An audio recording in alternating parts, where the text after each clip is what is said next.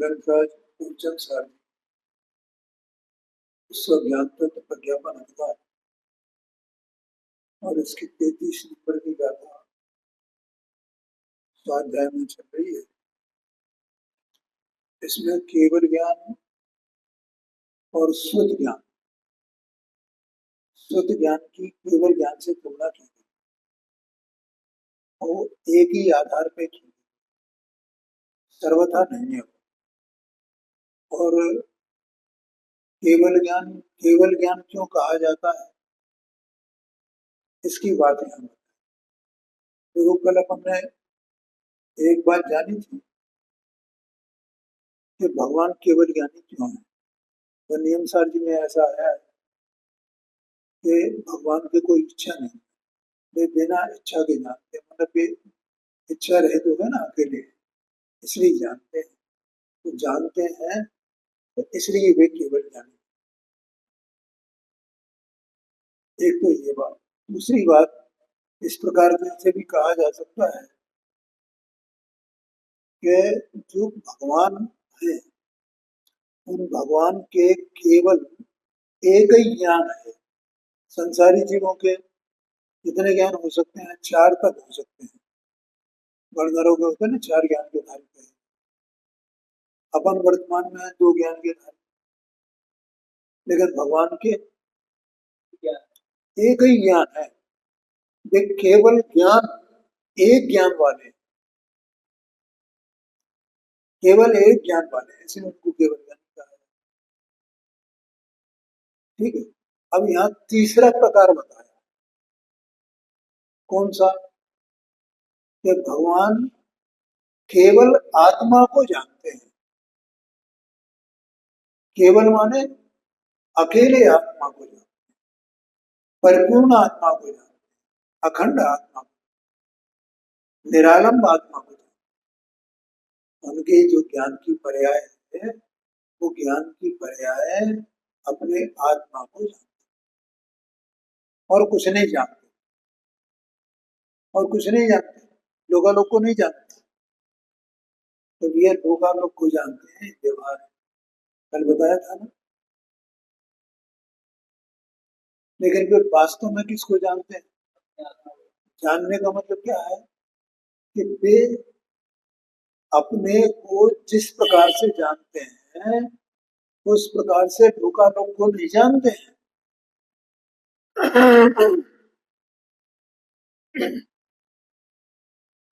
एक दीपक जैसे स्वयं अपने दीपक को प्रकाशित करता है, वैसे अन्य पदार्थों को प्रकाशित नहीं करता। इसलिए वास्तव में दीपक अपने को ही प्रकाशित करता, पर को प्रकाशित नहीं करता। ये तो पर पदार्थों की योग्यता है कि वो दीपक के प्रकाश में प्रकाशित हो जाते हैं, दीपक उनको प्रकाशित नहीं। इसी प्रकार से आत्मा अपने को ही जानता है, पर को नहीं जानता है। लेकिन पर पदार्थों की ऐसी योग्यता है कि वे ज्ञान के विषय बन जाते हैं, वे अपनी योग्यता से, ऐसा आशय है, वो प्रकाशित हो जाते हैं। प्रकाशित हो जाते हैं माने ज्ञान भी वहां उनके आकार रूप परिणमन करता है, उनके आकार रूप परिणमन करता है। इसलिए ऐसा ज्ञान पर आरोप आता है कि ज्ञान पर पदार्थों को जानता है, लेकिन पर के आकार रूप परिणमन करना ये तो ज्ञान का ही स्वभाव है। इसमें ज्ञेयों का कुछ भी नहीं है, ज्ञेय तो उसमें निमित्त मात्र है। ध्यान रहा है, कोई प्रश्न करना हो तो करना। मैंने कल बोला था ना कि थोड़ा उलझा हुआ है, इस पर बार बार अपन अभ्यास करेंगे तो समझ में आए। तो भगवान कैसे अपने को कैसे जानते हैं कि आप अपने को ही जान रहे हैं निरंतर है, और संसारी जीव वे आप अपने को नहीं जान रहे, उन्हें अपने स्वरूप की खबर नहीं है, तो आप अपने को कैसे जानेंगे? अभी बहन श्री का बोधनापन ने पढ़ा था, अपने को पहचाने, अपने को जाने, अपने अस्तित्व को ग्रहण करें, तो कैसे करेगा? कि उसमें तन्मय होकर के करेगा ना, पर्याय तो उसी की है ना, तो पर्याय उस स्वभाव से, उस वस्तु से, उस अस्तित्व से तन्मय होती है। तो केवली भगवान इसी प्रकार से अपने को जो जानते हैं, तो अपने से तन्मय होकर के जानते हैं, ऐसा आशय है। इसलिए वास्तव में भी अपने को ही जानते हैं, पर को नहीं जानते। ये बार बार अभ्यास करने की बात, तो भी पर को जानते हैं, एकांत नहीं है अपने यहाँ। ऐसा एकांत नहीं है, अपने को ही जानते हैं, पर को नहीं जानते हैं सर्वथा।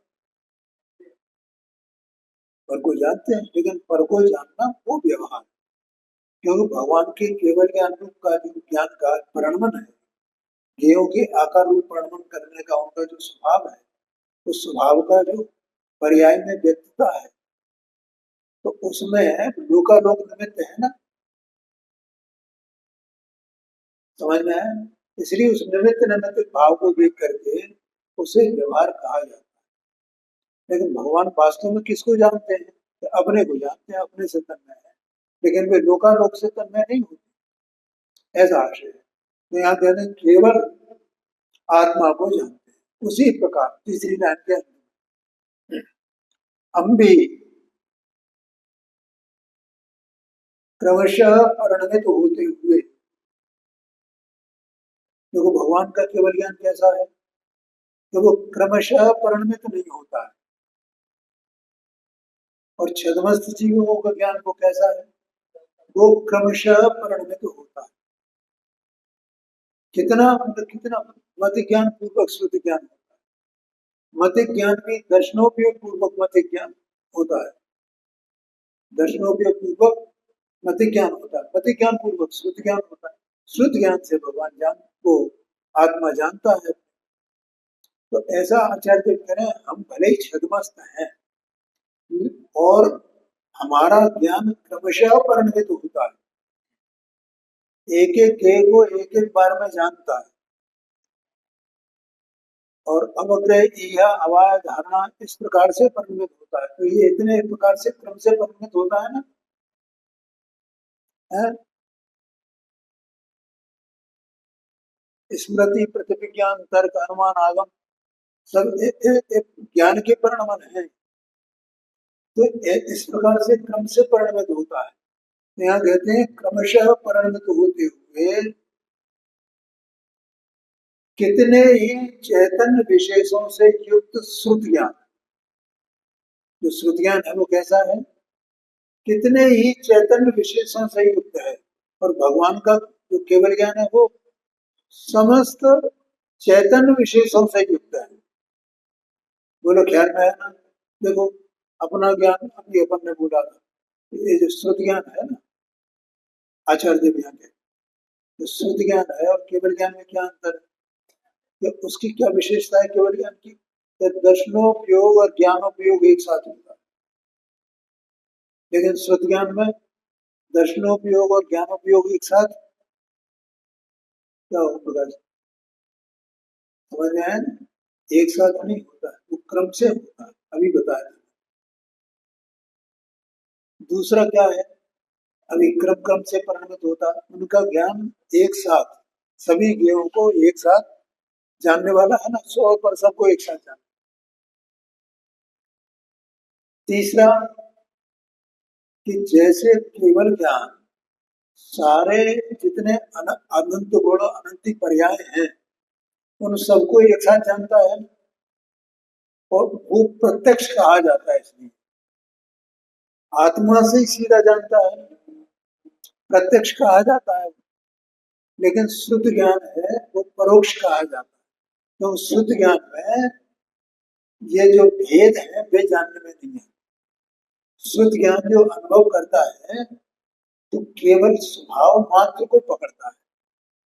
जैसे आत्मा का ज्ञान और आनंद स्वभाव है ना, तो उस आनंद स्वभाव को पकड़ता है, ज्ञान स्वभाव को पकड़ता है, सामान्य सामान्य सामान्य केवल इसको ग्रहण करता है, लेकिन उसे प्रदेश जानने में नहीं आते, उसे अनंत गुणों के भेद जानने में नहीं आते।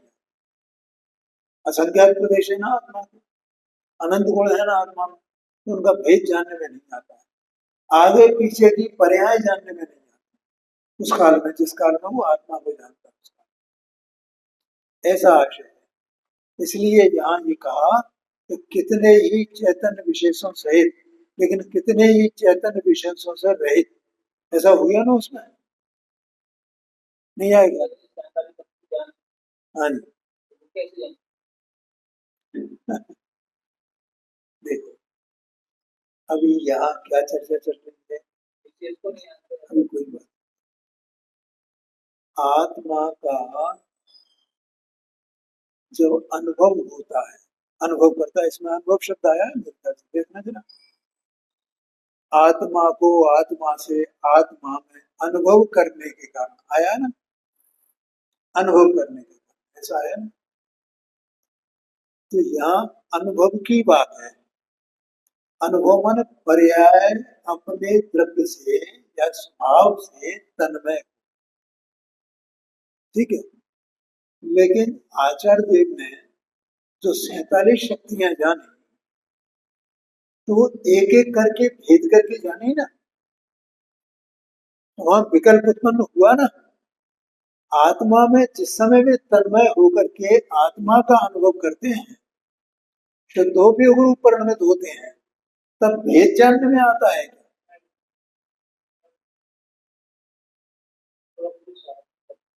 ऐसा समझ, क्या है, बढ़िया प्रश्न। हाँ जी हाँ, तो यहाँ इस प्रकार से, और भगवान का जो ज्ञान है वो सबको भेदा भेद को एक साथ जानता है, लेकिन श्रुत ज्ञान भेदा भेद को एक साथ नहीं जानता। श्रुत ज्ञान में जो आत्मा का अनुभव होता है, तो भेद को भी नहीं जानता है और भेदा भेद को भी नहीं जानता। अभेद क्या है, भेद क्या है, इसको नहीं जानता, लेकिन वो तो केवल एक स्वभाव का अनुभव करता है, इतना है, उसको ग्रहण किया, उससे वो जान जाता है कि मैं ये वस्तु, ये एक आश्चर्य है। आत्मा का अनुभव एक आश्चर्य है, ये शुद्ध ज्ञान का कमाल है, भाव श्रुत ज्ञान का। यहाँ श्रुत ज्ञान माने भाव श्रुत ज्ञान, मैंने भाव श्रुत ज्ञान पहले ही दिन बताया था, ठीक है। तो यहाँ कह रहे हैं कितने ही चैतन्य विशेषों से युक्त शुद्ध ज्ञान के द्वारा अनादि निधन निष्कारण असाधारण स्वसंवेद्यमान चैतन्य सामान्य जिसकी महिमा है। देखो केवल ज्ञान में और शुद्ध ज्ञान में पर्याय अपेक्षा से तो भेद है, लेकिन जिस आत्मा को केवल ज्ञान जानता है और उसी आत्मा को जो शुद्ध ज्ञान जानता है, उसके स्वरूप में कोई भेद नहीं है। क्या कहा? हाँ जी, तो शुद्ध ज्ञानी वो केवल ज्ञानी जो जानते हैं, तो वो कैसे आत्मा को जानते हैं? अनादि निधन अकारण निष्कारण असाधारण स्वसंविद्यमान चैतन्य सामान्य जिसकी महिमा है, ऐसे ही आत्मा को जानते हैं ना। और श्रुत ज्ञानी भी ऐसे ही आत्मा को जानते हैं। तो आत्मा तो एक ही प्रकार का है ना सबका, अरे भव्य हो अभव्य हो, जगत में जितने जीव राशि है सबका आत्मा, उसका स्वरूप इसी प्रकार का है। तो चैतन्य सामान्य जिसकी महिमा है, तथा जो चेतक स्वभाव के द्वारा एकत्व होने से, क्या है? देखो वस्तु और वस्तु का भाव दो चीज, तो वस्तु जो है वो अपने अस्तित्व में ही होती है ना, और उसका भाव उसमें व्यापक होता है, उसमें ही व्यापक होता है, उसके बाहर नहीं, आगे पीछे नहीं, ऊपर नीचे नहीं, वस्तु में वो भाव व्यापक होता है। आत्मा का भाव क्या है? चेतना आत्मा का भाव है। आत्मा एक सत्स्वरूप वस्तु है, अस्तित्व में ही पदार्थ है, उसका भाव क्या है? चेतना। तो आत्मा में चेतना सर्वांग में व्यापक है ना, तो समान रूप से व्यापक है ना, पर वो चेतना अनंत रूप है ना, तो उसका आत्मा का अंश अंश चेतना स्वभाव में है। आया कि नहीं आएगा? किसका आत्मा? सबका आत्मा, केवल ज्ञानी का भी आत्मा अपना भी है। यहाँ कह हाँ जी, नहीं, हाँ जी, हाँ जी,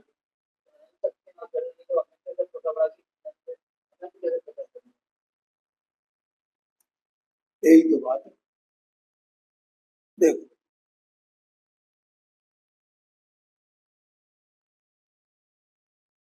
मत ज्ञान श्रुति ज्ञान दो ज्ञान है। तो अनुभव के काल में कोई भेद जानने में नहीं, लेकिन जब अनुभव से बाहर आई ज्ञान की परे, तो अनुभव में तो मति ज्ञान श्रुति ज्ञान दोनों एकाकार हो गए हैं ना। वो सूक्ष्म बात है। ये बहुत ही जोरदार प्रश्न है इनका, बहुत जोरदार। ऐसे प्रश्न बहुत मुश्किल से मतलब अच्छे अच्छे सुनने वाले भी नहीं कर पाए। तो अपन समय सारथी शास्त्री की 144 नंबर की गाथा पढ़ते हैं।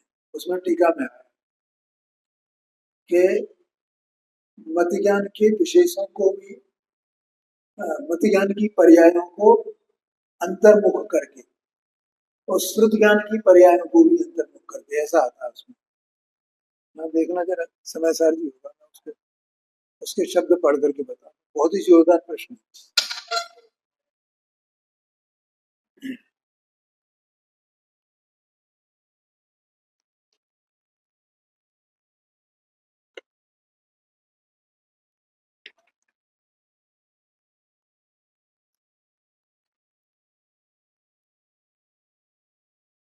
देखो, इसमें कहा पहली बात है पर पदार्थ की प्रसिद्धि की कारणभूत सर्व इंद्रियों और मन के द्वारा प्रवर्तमान बुद्धियों को मर्यादा में लेकर जिसने मति ज्ञान तत्व को, मति ज्ञान तत्व, मति ज्ञान तत्व कौन है? आत्मा एक वस्तु है ना, इसका ज्ञान स्वभाव है ना। तो ज्ञान स्वभाव को वर्तमान में जगमस्त जीव के मति ज्ञान शुद्ध ज्ञान में परिणत होता है। तो जो ज्ञान मति ज्ञान रूप, मति ज्ञान की पर्याय रूप है, उसको मति ज्ञान तत्व कहा।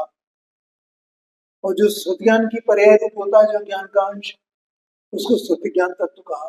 ठीक है, ये बिल्कुल सरल बात है, कोई कठिन बात नहीं। लेकिन ये मति ज्ञान, इसका परिचय क्या है, कैसे पहचाना जाता है? तो आचार्य देव कहते हैं पर पदार्थ की प्रसिद्धि। क्या करता है ये? पर पदार्थ की प्रसिद्धि करता है। कैसे करता है? कि सर्व इंद्रियों और मन के द्वारा प्रवर्तमान होकर, और पदार्थ ये रस है, ये स्पर्श है, ये गंध है, ये वर्ण है, इनकी प्रसिद्धि कर रहा है ना। कौन कर रहा है? ये मति ज्ञान जानता है, लेकिन कैसे जानता है? इंद्रियों के द्वारा जानता है। तो इंद्रियों के द्वारा वो इन पर पदार्थों को प्रसिद्ध करने वाला है। ऐसा जो मति ज्ञान तत्व है, उसको मर्यादा में लेकर के आत्म सन्मुख किया। आगे ख्याल में, अच्छा और आगे कहते हैं तथा जो नाना प्रकार के नए पक्षों का आलंबन से होने वाले अनेक विकल्पों के द्वारा आकुलता उत्पन्न करने वाली श्रुत ज्ञान की बुद्धियां। श्रुत ज्ञान किसको कहते हैं? देखो, श्रुत ज्ञान के पंचाशतकाय में आता है, और शायद वैद्य संग्रह में भी है। श्रुत ज्ञान माना सम्यक श्रुत ज्ञान की बात है। और श्रुत ज्ञान के दो भेद हैं, प्रमाण और नय। और श्रुत ज्ञान नए रूप परिणमित होता है, और वो श्रुत ज्ञान जो नए रूप परिणमित होता है, वो सब विकल्पात्मक है। और शुद्ध में जो अवस्था कही जाती है वो भी शुद्ध ज्ञान की अवस्था। और शुद्धने से आत्मा को जाना जाता है। ये अपन ने इसी समय सारथी शास्त्र में पढ़ा है ना, शुद्धने के द्वारा शुद्धने। ठीक है, तो वह शुद्धने का मतलब ये अन्य कोई नय नहीं है। तो जिसका शुद्ध आत्मा विषय है उसका नाम शुद्ध है। आया ख्याल में? तो ऐसे जानता है। अब क्या होता है, उस शुद्ध ज्ञान ने आत्मा को जाना। अब जब जाना है आत्मा का, जाना है माने अनुभव किया है। तो अनुभव तो अनुभव में अनुभव कब होता है, जब एकाग्र होता है। एकाग्र हुए बिना अनुभव नहीं होगा। वो अनंत शक्तियां उछलती हैं, उनका अनुभव नहीं करेगा, वो एक को अनुभव करेगा। अभी केवल ज्ञान के बारे में एक आत्मा को अनुभव करता है ऐसा कहा, तो श्रुत ज्ञान भी क्या करता है, एक आत्मा का अनुभव करता है। और जब वहां से अनुभव से छूटा तब वो मति ज्ञान श्रुत ज्ञान में, उसी श्रुत ज्ञान जो द्रव्य श्रुत रूप होता है। श्रुत ज्ञान के दो भेद हो गए ना, जिस पर्याय में भेद माने पर्याय, जिस पर्याय में आत्मा का अनुभव किया वो भी श्रुत ज्ञान की पर्याय है। और वहां से जब पर्याय छूटी तो वो भी श्रुत ज्ञान की पर्याय, तो श्रुत ज्ञान की रहेगी ना। तो श्रुत ज्ञान की पर्याय में और मति ज्ञान की पर्याय में आगम प्रमाण से ये जाना कि जो मैंने आत्मा का अनुभव किया है और आगम में जो जाना है वो ऐसा ही है।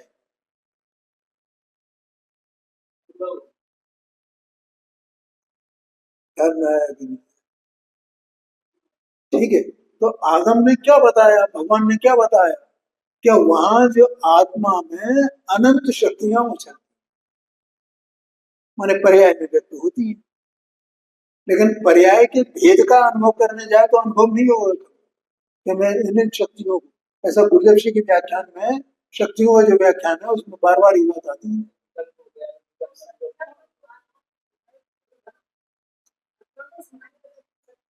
हाँ जी, हाँ जी, हाँ जी। हाँ नहीं, इनका प्रश्न है वो जाना कैसे, एक आत्मा को जाना ना, अभेद आत्मा को जाना ना, वो अनंत शक्तियां शक्तियां ये कैसे कह दिया, उनका प्रश्न ये है। तो बिना जाने कैसे कह दिया, तो वो झूठा कह दिया क्या, तो नहीं नहीं, अपने यहाँ जैसे स्मृति प्रमाण है, मति ज्ञान प्रमाण है, श्रुति ज्ञान प्रमाण है, उसी प्रकार से एक आगम प्रमाण भी। इसलिए वो, इसलिए तो जो आत्मा का अनुभव होता है ना, तो उसके ज्ञान में, सम्यक ज्ञान में आगम के अनुसार जो जो बातें हैं सब पूरी बातें स्पष्ट हो जाती है। ऐसा आक्षेप है।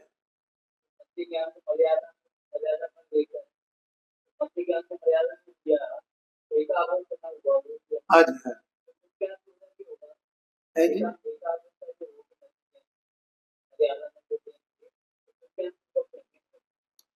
अरे वो ठीक है, वो तो कहने की कला है आचार्य जी। कि तुम मतलब इंद्रियों का अवलंबन लेकर के उन्हीं पदार्थों में लगे रहोगे, देव में लगे रहोगे, गुरु में लगे रहोगे, शास्त्रों को पढ़ते रहोगे, तो ये शास्त्र को पढ़ना छोड़ो। ये शास्त्र को पढ़ना ये तो मति ज्ञान का कार्य है ना। और तुम शास्त्र को जान रहे हो, शास्त्र की बात जान रहे हो, तो उस बुद्धि को मर्यादा में लेकर के मति ज्ञान तत्व को आत्मसन्मुख करो। ये कहने की कला है, क्योंकि दोनों ही है ना। तो माने वहां नास्ती से कहें तो इसमें रमना छोड़ और आत्मा की तरफ आओ। श्रुत ज्ञान क्या करता है, वहां विकल्प होते हैं ना, नयात्मक विकल्प, तो नहीं भैया अब नयात्मक विकल्प छोड़ दो। ये मति ज्ञान श्रुति ज्ञान की दोनों के ये विषय पूरा पूरा यही है। जिस समय आत्मा का अनुभव होगा, आत्मा के अनुभव से जस्ट पहले क्या हो, तो आगम के अनुसार विचार करेगा ना, नहीं करेगा। तो करते करते वो छूट जाता है। तो यहाँ तो उस आचार्य देव ने उसका ज्ञान कराया है कि क्या होता है। मध्य ज्ञान तत्व को भी आत्मसम्मुख किया। श्रुति ज्ञान मतलब मान ये बताते हैं कि मति ज्ञान श्रुति ज्ञान का कोई भेदमान नहीं रहा है। आत्मा का ज्ञान आत्मा में लीन हो गया है। ये बताना है। वहां भेद है कोई? ये मति ज्ञान है, श्रुति ज्ञान है? वहां कोई भेद नहीं है। इसलिए वहां आत्मा अभेद और जानने वाली पर्याय में भी कोई भेद नहीं है, वो भी अभेद। जैसे केवल ज्ञान की पर्याय में तो दूसरा ज्ञान है ही नहीं, यहाँ भी कोई दूसरा ज्ञान नहीं है। मति ज्ञान भी आत्मा के सम्मुख हो गया, शुद्ध ज्ञान भी आत्मा के सम्मुख हो गया, तो उस ज्ञान की पर्याय एक ही है। हाँ, दो पर्याय नहीं है कि हमें एक मति ज्ञान की पर्याय और शुद्ध ज्ञान की पर्याय। उसी ज्ञान की पर्याय को भाव शुद्ध ज्ञान कहा जाता है, मति ज्ञान नहीं कहा जाता उसको।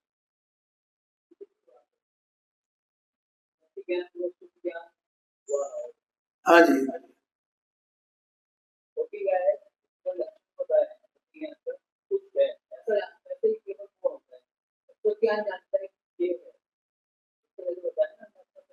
अब वो क्या है, वो सूक्ष्म बात है बहुत। श्रुति ज्ञान का तो वास्तव में कोई उतना ही है। श्रुति ज्ञान में सम्यक श्रुति ज्ञान की बात है ना, नए प्रमाण की, ये बात है। और मति ज्ञान का स्पर्श रसगंध वर्ण शब्द वगैरह ये सब है।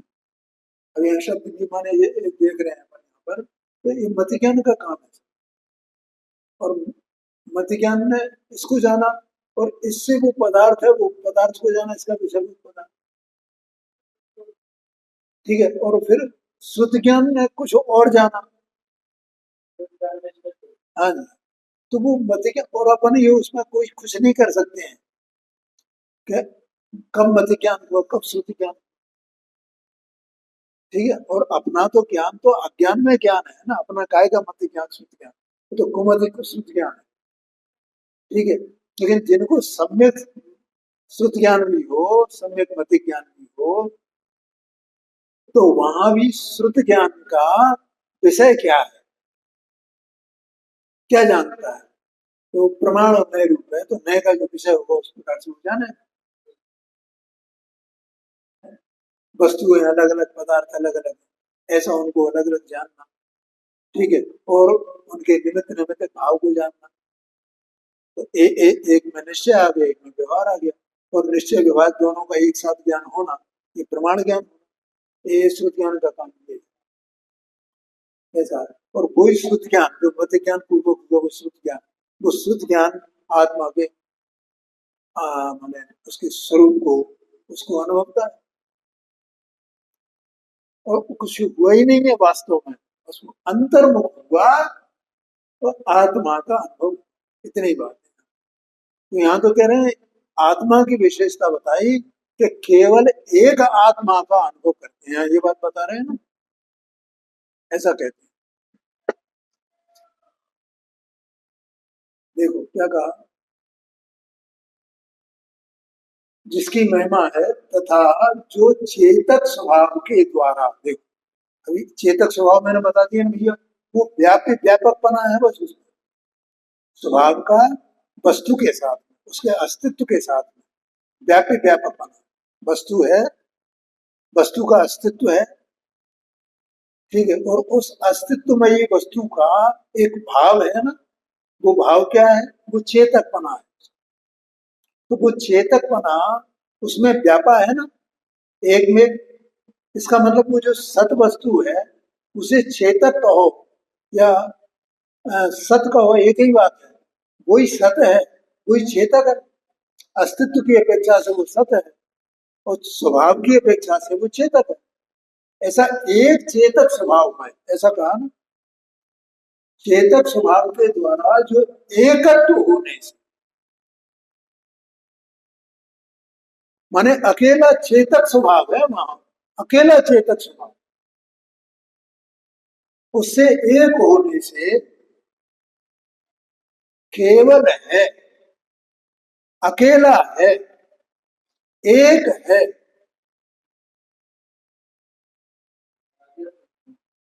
धन्यवाद। क्या कहा, एक है, एक है। ऐसे आत्मा को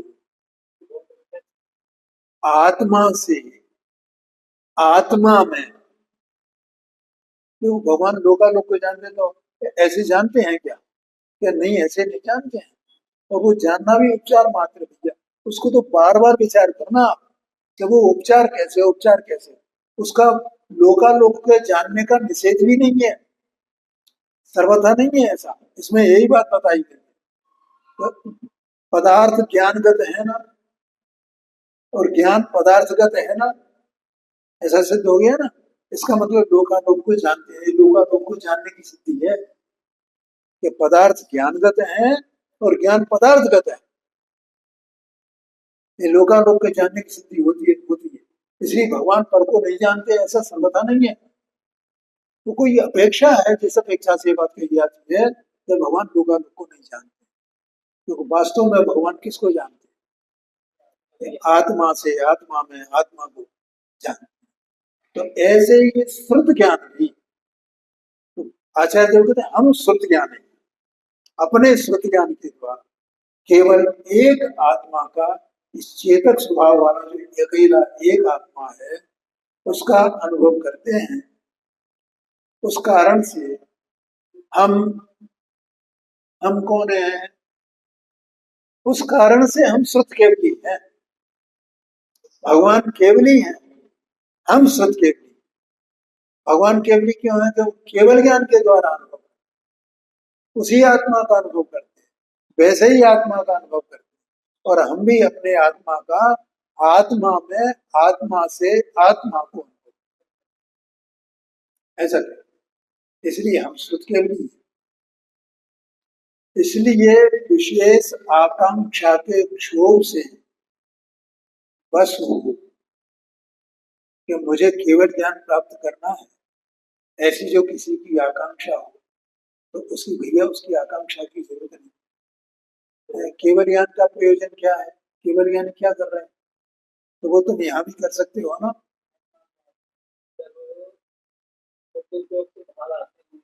हाँ जी,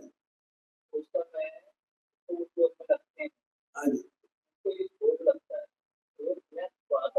हाँ जी, हाँ जी।